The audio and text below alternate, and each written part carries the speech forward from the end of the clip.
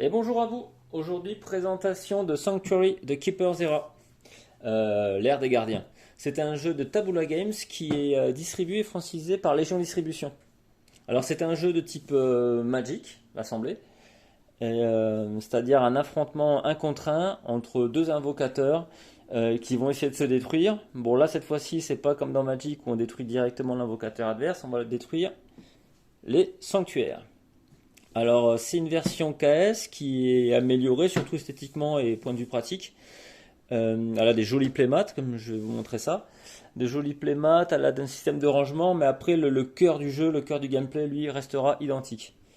Donc, je vais vous montrer l'intérieur de la boîte. Donc, qu'est-ce qu'on y trouve? Eh bien, principalement, les 6 decks de faction. Donc, dans ce jeu-là, contrairement à un Magic, les decks sont prédéfinis.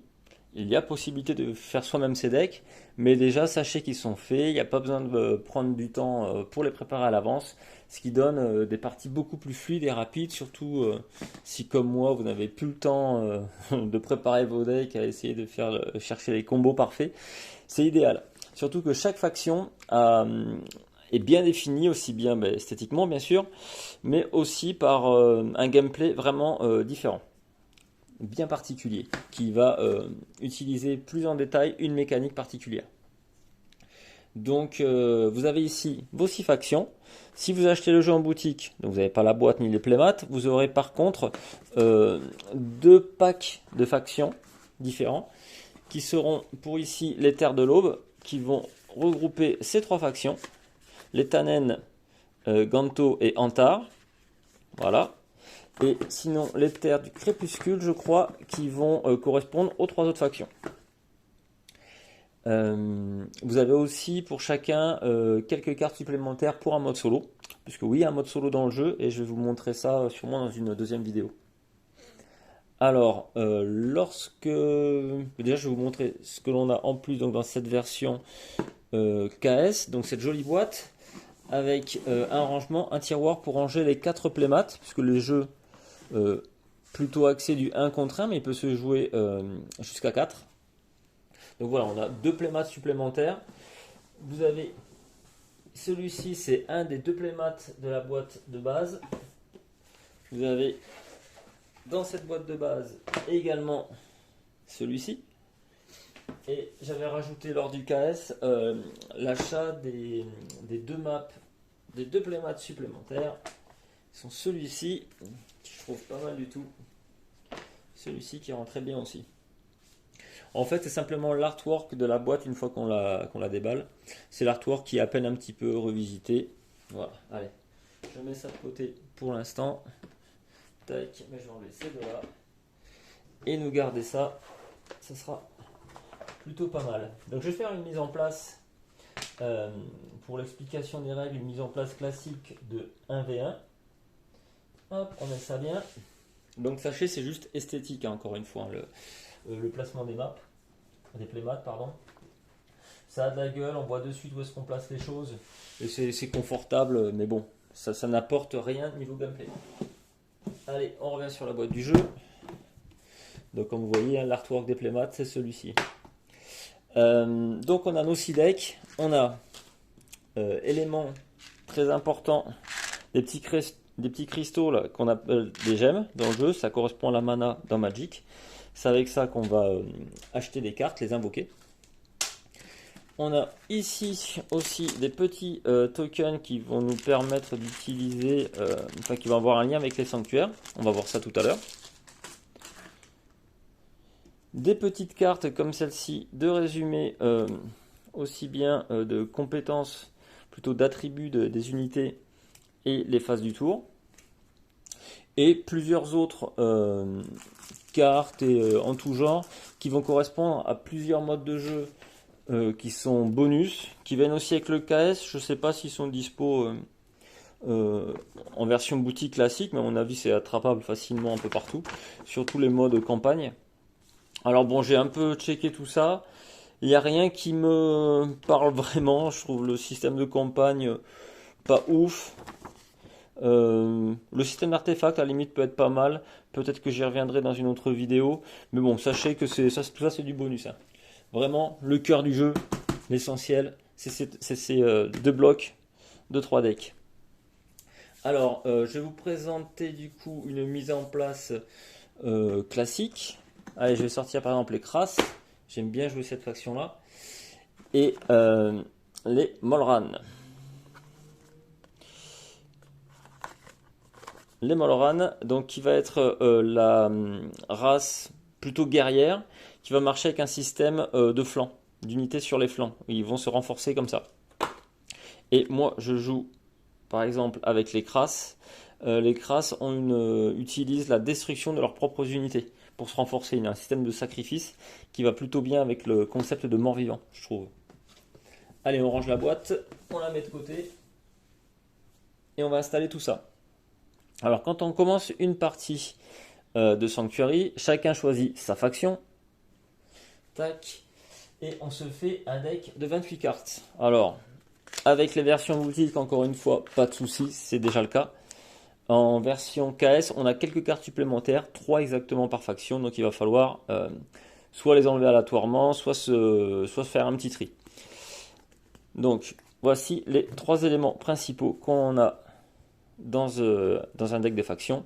Toutes les cartes du jeu principal, que sont les acolytes, donc les guerriers du jeu, et les rituels, qui sont les sorts. Vous avez 4 sanctuaires et un champion. Vous allez avoir ça systématiquement. Pareil, dans ce deck, c'est systématiquement, au moins en version boutique, 22 guerriers et 6 sorts. Voilà. Alors, on va regarder rapidement une carte, comment elle se présente. C'est parfait. Un acolyte, un rituel.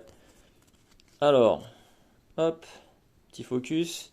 La carte, vous avez son nom, le cavalier foudroyant, et on voit bien que c'est un acolyte. Ici, vous avez son coup. Ok, donc c'est ce qui va utiliser les petits cristaux. On va avoir les points d'attaque, les points de santé d'unité et ses différents attributs. Ça, on va y revenir par la suite, pas besoin de s'embêter pour l'instant. Une carte rituelle, cette fois-ci, évidemment, on perd les stats d'attaque et santé hein, qui n'ont pas de sens. Donc la carte rituelle, on a le nom, toujours pareil, le petit symbole de la faction, son coup et l'effet de la carte. Et vous aurez que ça dans tout votre deck. Donc comme je vous le répète, 28 cartes. Il y a 11 cartes acolytes en double exemplaire, 22, et 6 cartes rituelles. Peut-être c'est 3 rituels en 2 exemplaires, mais là je suis pas sûr. Mais voilà, pour vous donner vraiment une idée assez précise de ce que vous allez pouvoir trouver dans un deck. On mélange bien son deck et on se le met de côté. Hop, est-ce qu'on voit bien? Tac, non on voit pas bien. On se le met de côté pour faire une pioche, une défausse. On a notre champion, on va regarder le champion rapidement. Alors c'est pareil, ils sont tous différents, c'est un peu l'unité ultime de notre faction. Alors le champion, pareil, on a son coup, son attaque, donc lui par exemple, eh ben, il a 0 en attaque, donc c'est vraiment un tank, c'est un défenseur, mais en plus il a un pouvoir assez sympa. Donc lui, il vient jamais dans la main. On se le met, hop, de côté.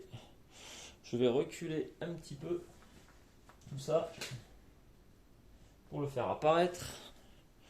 Voilà, on verra déjà un petit peu mieux. Vite fait.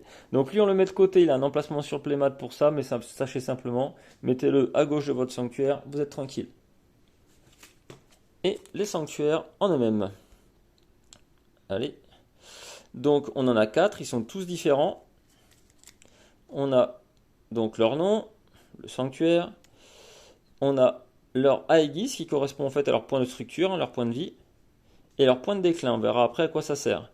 Mais il a évidemment un effet donc qui est lié à ce point de déclin. Donc oui, pour résumer, chaque tour, on va baisser le niveau de déclin. Une fois qu'il atteint 0, cette capacité s'active pour le reste de la partie. Donc en début de partie, on a ces 4 sanctuaires, on les met au choix du joueur, aléatoirement ou pas. Donc vous les placez comme vous voulez. Tac et tac. Je vais peut-être baisser un tout petit peu la caméra, si je peux, sans tout faire tomber, ça serait sympa. Allez, on est pas mal. Ok, donc là, j'ai tout installé. On va donner à chaque sanctuaire des petits tokens pour pouvoir suivre en temps réel l'évolution des sanctuaires. Donc, par exemple, je reviens sur celui-ci, les cavernes brûlantes. Le sanctuaire, on voit qu'il a 6 points de vie, 2 points de déclin. Ok, très bien. On lui met donc ces 6 points de vie et 2 points de déclin. On fait pareil pour tout le monde. Lui, il en a 6 et 3. Celui-ci en a 4 et 2. Et lui en a 4 et 3. Donc vous voyez, c'est différent pour chacun, c'est plutôt pas mal. Ah oui, petite chose aussi, donc là j'utilise le playmat, mais si jamais vous avez l'édition classique boutique, sachez que le sanctuaire est recto et flou, surtout. Voilà. Il est recto verso, et de l'autre côté, vous avez le suivi aussi bien des points de structure que des points de déclin. Donc pas de stress, pas de souci. Tout est pensé pour pouvoir suivre efficacement tout ça. Allez, on revient sur le jeu. Donc, on a installé nos sanctuaires. Notre champion est de côté. On a notre deck de 28 cartes qui est paré. Avant de commencer, on se pioche 4 cartes que l'on va pouvoir regarder. On regarde ça. Si notre main nous plaît, tant mieux. Si jamais c'est pas le cas, il y a un système de mulligan classique où vous pouvez mettre ces 4 cartes de côté. On en pioche 3 autres. Et oui, juste 3 par contre. Et là, on doit garder cette main-là, pas le choix. Et on remélange les 4 cartes précédentes dans le deck. Donc quand même, on ne perd pas de cartes en début de partie, c'est pas mal. Et moi, j'arrête de faire l'andouille avec celle-ci. Une fois que ça c'est fait, la partie est prête à commencer. Chaque joueur donc fait la même chose. Tiens, je vais rapidement préparer pour l'adversaire. On va dire qu'il aura son champion. On va prendre donc les Nomar pour lui. Les Molran d'ailleurs, qui ne s'appellent pas Nomar. Nomar, c'est le chef. On va prendre donc son champion. On va lui mettre ses différents sanctuaires. Bon, ça n'a pas trop d'intérêt, c'est juste pour que vous ayez une vision un peu de la chose, mais je ne veux pas faire une vraie partie là. Normalement, il faudrait mettre aussi les différents tokens pour Aegis et pour son déclin, pardon. Mais voilà, là, il n'y a pas d'intérêt, c'est une partie fictive. Ok. Donc lui, pareil, il aurait du coup ici sa pioche, par exemple, et ça défausse au-dessus.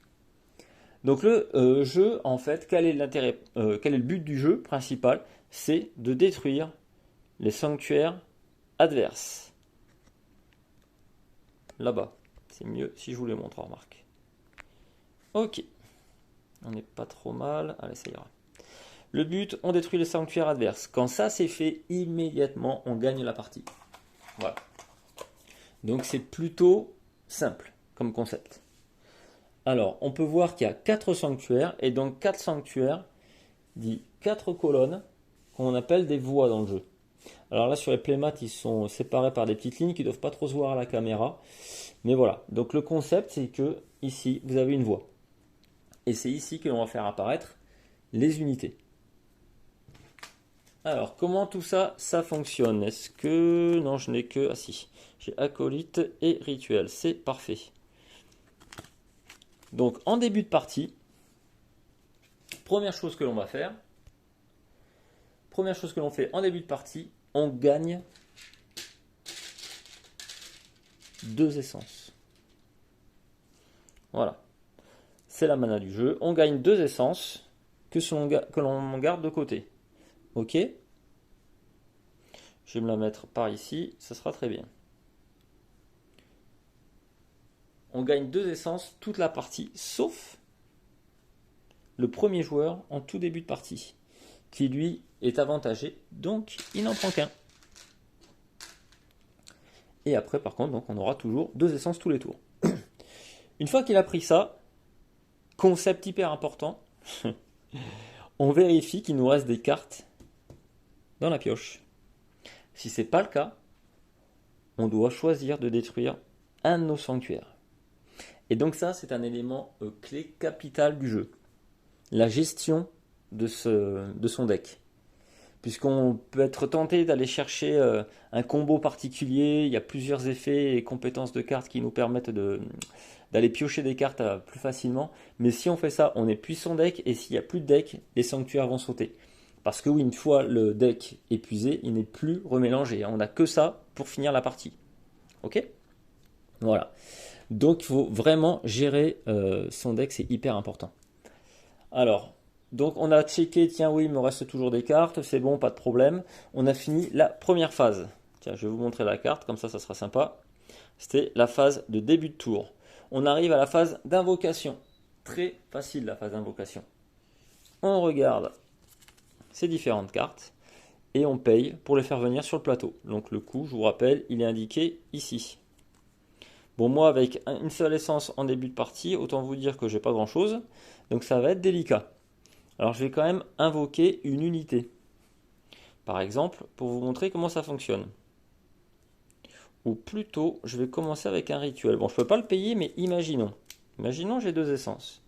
C'est très facile, un rituel, c'est un one-shot. On paye son coût, on fait l'action, la carte va dans la défausse, réglé, rapide, efficace. Donc les effets, ils sont de toutes sortes. On peut piocher, défausser, détruire des unités, etc. Ça dépend de la faction, ça dépend de la carte, ça dépend de plein de choses. Mais voilà, il y a tout un tas d'effets différents. Ok? Donc une fois payé, la carte est défaussée. Bon, moi là, je ne peux pas la payer, j'ai qu'une essence. C'est pas grave. Moi, ce qui m'intéresse, c'est de faire venir un acolyte. Donc la deuxième type de carte qui se trouve dans mon deck. Je vous rappelle, rituel et acolyte. Tiens, ça me permet du coup de faire une petite parenthèse pour vous expliquer aussi la notion d'unité dans le jeu. Donc, les unités, ça correspond à tous les acolytes et le champion. Puisque certains effets de cartes vont cibler des acolytes ou des unités, donc ils n'auront pas l'impact sur les mêmes cartes forcément. Ok? Donc là, on va dire qu'on va choisir d'invoquer ce charmant gardien vorace pour une essence. Très bien, j'ai l'essence. Hop, je la paye. Ça, c'est fait. Maintenant, je peux le faire venir en jeu. Comment fonctionne le jeu pour faire venir en place les unités? Un joueur va forcément faire venir ses unités sur son propre champ de bataille, sur sa partie à lui. Il ne va jamais attaquer, se placer, pardon, sur le champ adverse. Voilà. Est-ce que je peux centrer un peu plus la caméra? C'est pas mal. À peu près. Donc je peux venir que de mon côté. Comme dans tout bon jeu qui se respecte typé Magic, lorsqu'il arrive, il est épuisé. Voilà. Donc je vais pouvoir le mettre sur une des voies. Et là, je vais devoir choisir si je le mets en attaque, ce sera la ligne du haut, ou en défense, ligne du bas. Alors c'est déjà très important, puisque si je le mets ici, c'est que forcément, je vise cette voie-là et ce sanctuaire-là, qui peut être un choix déjà judicieux en fonction des sanctuaires que je veux détruire en priorité, les plus importants, les plus durs à gérer contre moi. Donc déjà c'est important, mais après est-ce que je mets mon unité en attaque ou en défense? Si je la mets en attaque, elle va viser les sanctuaires adverses, le sanctuaire de sa propre voie. C'est important puisque une unité, une fois qu'elle entre en jeu, elle ne va plus bouger de la partie, d'accord, jusqu'à ce qu'elle soit détruite. Donc c'est très important son placement. Donc si je la mets en position d'attaque, une fois qu'elle sera activée, à son prochain tour, elle pourra attaquer en face et faire ses dégâts. Donc là, par exemple, 2 dégâts au sanctuaire adverse. Et automatiquement, ce sanctuaire, qui avait là par exemple 6 points de vie, va en perdre 2 et passer à 4. On a 1 ici, lorsque ça traverse, que ça passe à 0, le sanctuaire est détruit. Donc il est retourné. Il n'y en a plus. Lorsqu'on a détruit les 4, on a gagné. Donc non seulement on perd un de ces 4 sanctuaires, mais on perd aussi la capacité du sanctuaire, qui est très importante. Donc voilà comment ça fonctionne. Une unité qui va être placée dans la ligne du haut va être une unité attaquante. Elle ne va faire que attaquer. Attaquer le sanctuaire en face. Si par le plus grand des hasards, ou pas, mon adversaire avait mis au préalable une de ses unités et en défense. À ce moment-là, il va y avoir un combat entre les deux. Donc les deux vont assigner leurs dégâts en même temps. Donc lui, par exemple, on va prendre les deux cartes côte à côte. Hop, petit focus. Donc on voit que celle-ci a 2 d'attaque et 3 points de santé. Lui a 3 d'attaque, 3 points de santé. Donc c'est vite fait. Moi je lui fais 2 dégâts à lui, mais il a 3 points de vie, ça le tue pas. Lui me fait 3 dégâts, j'ai 3 points de santé, il me détruit. Tout simplement. Alors, il peut se passer un tas de choses, soit personne se détruit, soit une seule des deux, soit les deux à la fois. Mais quoi qu'il en soit, le défenseur va bloquer l'attaque de l'attaquant. Deuxième possibilité, se placer, non pas à l'attaque, mais en défense, comme l'était à l'instant l'unité adverse. Toujours pareil, on le fait venir épuisé, et à ce moment-là, cette unité va défendre notre propre sanctuaire jusqu'à ce qu'elle soit détruite. Toute unité attaquante qui sera placée, hop, reviens là toi, toute unité qui sera placée dans la partie attaque du champ de bataille adverse, sur cette voie-là, va devoir passer sur le corps de cette unité-là avant de pouvoir attaquer le sanctuaire. Mais cette unité ne fera que de la défense, ne va jamais attaquer de la partie. C'est très important de se rappeler. Voilà, donc le concept de base, ça fonctionne comme ça sur l'invocation et les déploiements des unités. Alors, ce qui est intéressant, c'est que cette unité ne marche pas comme ça. Parce que là, on va arriver dans l'étape des attributs. C'est ce qui fait aussi le sel du jeu. Donc les cartes ont des attributs. Elle, en l'occurrence, elle en a 2 et qui sont très intéressants. Son premier attribut s'appelle Zèle. Ça veut dire que cette unité va arriver directement active sur le champ de bataille. Cette unité, elle peut attaquer dès qu'elle est mise en place. C'est énorme. Deuxième chose, par contre, petit malus, entre guillemets, elle a le deuxième attribut sur le côté, celui-ci, c'est l'attribut férocité. Férocité lui demande de venir absolument dans la ligne d'attaque. On ne pourra jamais mettre une unité avec férocité en défense. Il y a d'autres attributs dans le jeu. En fait, il y en a 7 qui sont, voilà, c'est ni trop peu, ni pas, c'est ni trop peu, pardon. Et ils se retiennent facilement. Il y a 4 attributs passifs et 3 attributs plus ou moins actifs liés aux effets. Les attributs passifs, donc je vous ai expliqué Zèle, l'unité arrive active. Férocité, elle doit se trouver forcément sur la ligne d'attaque. On a Voile qui est un attribut hyper fort qui en fait protège toute unité de tous les rituels, plus tous les effets de cartes. C'est-à-dire qu'une unité qui a Voile ne peut être détruite qu'en face à face contre une autre unité. C'est vraiment une sécurité vraiment intéressante. Et on a l'attribut passif également Fatalité, qui est très fort, puisque avec Fatalité, une unité, quelle que soit son attaque, va forcément détruire l'unité adverse. Votre unité, elle a un seul point d'attaque, mais Fatalité, elle va éclater un adversaire qui a 5 points de vie. Aucun problème. Est-ce que j'ai ça quelque part? Non.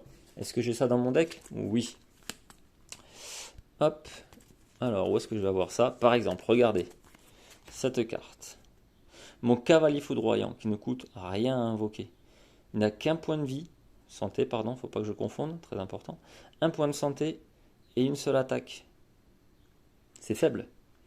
Mais, grâce à son attribut fatalité, il peut détruire n'importe quel adversaire en face de lui. C'est énorme. Et c'est une carte gratuite. Donc là, vous avez les 4 attributs passifs du jeu. Tac, je remets le deck où il faut. Mais vous avez aussi 3 attributs liés aux compétences. Tous les effets du jeu. Donc vous avez, tiens, comme celle-ci justement, ce qu'on appelle l'attribut constant. C'est-à-dire que cette carte, dès qu'elle est rentrée en jeu, passive ou pas, dès qu'elle est rentrée en jeu, son attribut rentre en ligne de compte de suite, son effet. Donc là, par exemple, cette unité gagne plus 1 en attaque si elle est sur une position d'attaque ou plus 1 si elle est sur une position de défense. D'accord, je ne connais pas en fait ce deck, hein, je le découvre en même temps que vous. Donc suivant là où on la place, elle va avoir plus 1 en attaque ou en défense. Alors sachez que dans le jeu, il y a des petits tokens que l'on peut rajouter si on a peur d'oublier ces choses-là sur les cartes pour être sûr de ne pas se tromper. Mais voilà, donc celle-ci, tant qu'elle est en jeu, il n'y a pas de problème, elle va avoir ce petit bonus-là. On a également deux autres façons d'avoir des effets, soit avec Genèse lorsque l'on pose la carte, soit avec dernier mot lorsque la carte est détruite et retirée du jeu. Voilà, donc ça c'est constant, tout le temps. Là c'est au moment de la pause, et là c'est au moment de retirer la carte. C'est hyper simple. Le deck des Kras d'ailleurs, donc la faction des morts vivants que je joue énormément justement sur ce dernier attribut qui est dernier mot, puisqu'elle a beaucoup d'unités qui ont cet effet-là. Donc Marée qu'on a vu tout à l'heure, Marée Manta, mon cavalier foudroyant, qui avait l'attribut fatalité, a aussi cet attribut dernier mot, qui me permet d'infliger un dégât à un sanctuaire dès que la carte est détruite. C'est énorme. Voilà. J'ai par exemple aussi mon chef sans merci, qui détruit un acolyte. Donc voilà, une des unités adverses, enfin pas son champion du coup, un de ses acolytes, lorsqu'il est détruit. Cette faction joue énormément là-dessus. Là, ça me permet de piocher une carte, infliger 2 dégâts à une unité, votre adversaire se défausse d'une carte. Voilà, c'est une faction qui joue énormément là-dessus. Et ce qui est fort, c'est que la plupart, même je crois toutes les factions, parmi leurs sanctuaires, ont un sanctuaire un peu plus balèze. Et là, en l'occurrence, celui-ci, hop, allez, petit focus. Regardez mon pouvoir. Quand vos unités sont détruites, résolvez leur attribut 2 fois. Voilà, ça nous permet de piocher, de détruire, d'attaquer x2. C'est énorme. C'est un pouvoir très puissant. Et là, je vous ai montré simplement tout ce qui est acolyte et rituel. Mais il y a une carte qui n'est pas revenue en jeu depuis que je vous l'ai présenté, c'est le champion. Le champion, lui, il est de côté. Ok, il n'est pas considéré dans la main, mais il est toujours à disposition. À n'importe quel moment, vous pouvez choisir d'utiliser, de payer le coût pour faire venir le champion. Et après, c'est une unité classique. Vous la posez sur le champ de bataille, en attaque, en défense, comme vous voulez. Bon, lui, avoir ses stats, 0 attaque, 5 points de santé, on comprend de suite qu'il est meilleur en défense. De toute façon, il n'y a quasiment, je crois, aucune unité qui peut passer les 5 points de défense du personnage, à moins d'avoir fatalité. 5 points de santé, pardon. Par contre, très important, regardez ça. Vous pouvez déployer un acolyte depuis votre main. Ça, c'est énorme. Puisque c'est pareil, ça peut être doublé grâce au sanctuaire.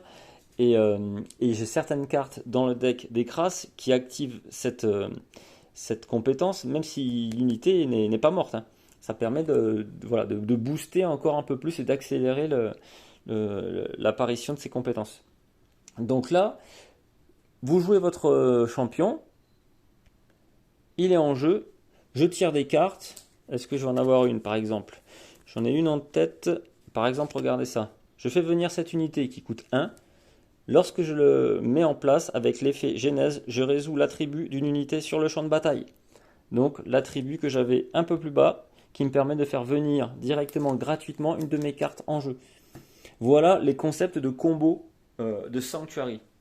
C'est vraiment super intéressant. Bon, je connais principalement cette faction-là, c'est pour ça que je m'attarde un peu dessus, mais c'était vraiment pour vous compreniez le système. Alors vous allez me dire, qu'est-ce qui se passe si le champion est détruit? Alors déjà, certaines capacités permettent de renvoyer une carte dans la main du joueur. Donc à ce moment-là, le champion n'allant jamais dans la main, il est juste mis de côté comme ça, et possibilité de le faire revenir plus tard. Mais si jamais il est détruit, comme toute autre unité, on le retourne et il est perdu pour le reste de la partie. Sachez qu'il existe une option qui peut être plutôt sympa. Je n'ai pas encore utilisé en y jouant dans les 5-6 parties que j'ai déjà faites, mais il y a la possibilité d'utiliser ce qu'on appelle l'écho. L'écho, en fait, c'est un pouvoir que va laisser votre champion à sa mort. Un pouvoir constant pour le reste de la partie. Alors ça peut être en tout genre, soit booster l'attaque des troupes, soit vous permettre de piocher, générer des ressources, des choses comme ça. Mais lui, son écho est assez intéressant et puis très thématique avec la faction des morts vivants. Ce qui va se passer, c'est qu'une fois qu'il est mort, il est mis là, ok, il est mis de côté. Hop. Il va se passer un tour. Le tour d'après, il va être retourné et vous pourrez l'invoquer. Donc en fait, il va se régénérer pendant toute une manche et il sera de nouveau invocable le tour d'après. C'est top, c'est très thématique, j'adore. Revenons à nos moutons, puisque là on s'est un peu égaré, on a expliqué les attributs, les choses comme ça. mais on était toujours seulement sur notre phase d'invocation et de déploiement. Une fois donc qu'on a placé nos unités, joué nos rituels, joué sa main en fait, comme on en avait envie, vient la phase d'attaque. Donc, cette phase d'attaque, on l'a expliqué aussi rapidement tout à l'heure, mais en détail, elle se fait maintenant donc de gauche à droite. Toutes nos unités en attaque, et seulement en attaque, toi va-t'en, toi t'es défenseur, et t'es adverse. Toutes nos unités en attaque,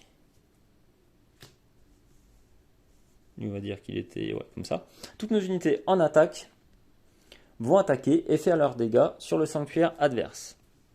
Comme je vous l'ai expliqué, si jamais il y a une unité en défense, il y a un fight entre les deux. Une fois que ceci c'est fait, on va passer à la dernière phase du jeu, qui est la fin de tour. À ce moment-là, la première chose qu'on fait, toutes nos unités, toutes celles qui n'étaient pas actives, deviennent actives. Deuxième chose, on va résoudre tous les effets de fin de tour. Donc les effets de fin de tour, ça va être certains effets constants, par exemple, qui peuvent apparaître, ou tous les effets de fin de tour éventuellement sur nos sanctuaires. Donc ça se peut qu'il y en ait ou pas. Donc ça c'est un peu à suivre, mais il n'y a rien de compliqué là-dedans. C'est toujours des bons bonus à prendre en compte. Ensuite, on peut éventuellement défausser autant de cartes que l'on veut de sa main. Donc je reviens, ma main elle est de 4 cartes. Je regarde ma main, c'est intéressant, tac tac, mais je me dis par exemple ça j'en aurais pas besoin. Bon, c'est un peu dommage. Je me dis j'en aurais pas besoin. Je peux la défausser si je veux, je peux en défausser 2, 3 même, il n'y a pas de problème. Pour aller chercher un combo particulier. Et après, je refais ma main à 4 cartes. Voilà. Et là, c'est reparti. C'est au tour adverse de jouer. J'ai juste oublié une petite chose. À chaque fois, je ne sais pas quand le placer exactement.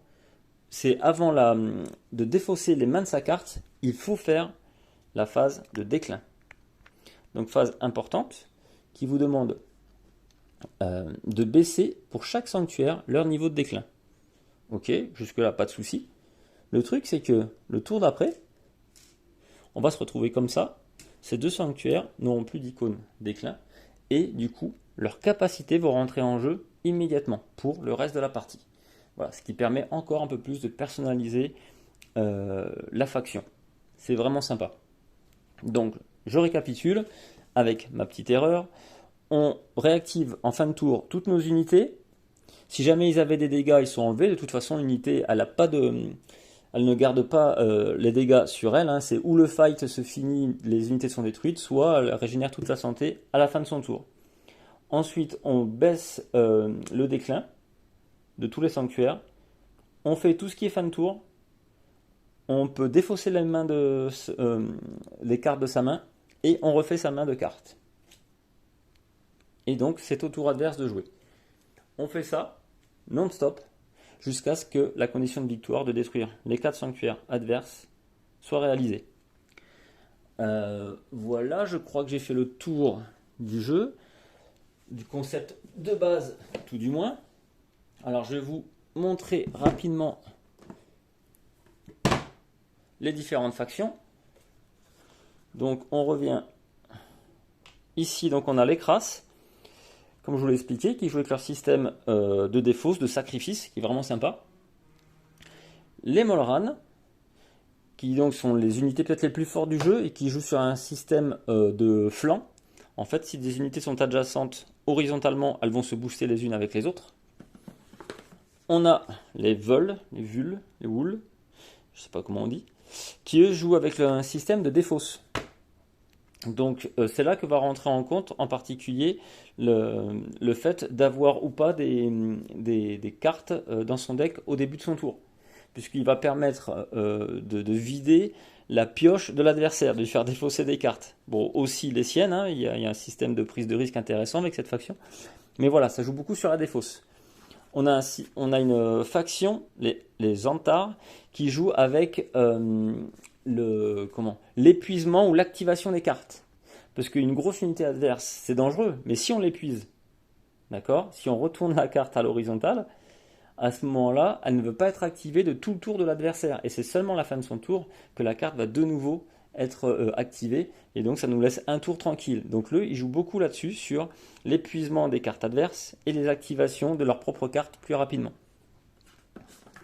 On a les Ganto, qui est peut-être, je pense, la race la plus simple à jouer pour des débutants. Eux, ils jouent avec les sanctuaires, c'est-à-dire qu'ils ont la faculté de régénérer leur sanctuaire. Je crois que c'est la seule faction qui le fait. Régénérer leur propre sanctuaire et attaquer les sanctuaires adverses, à distance et directement.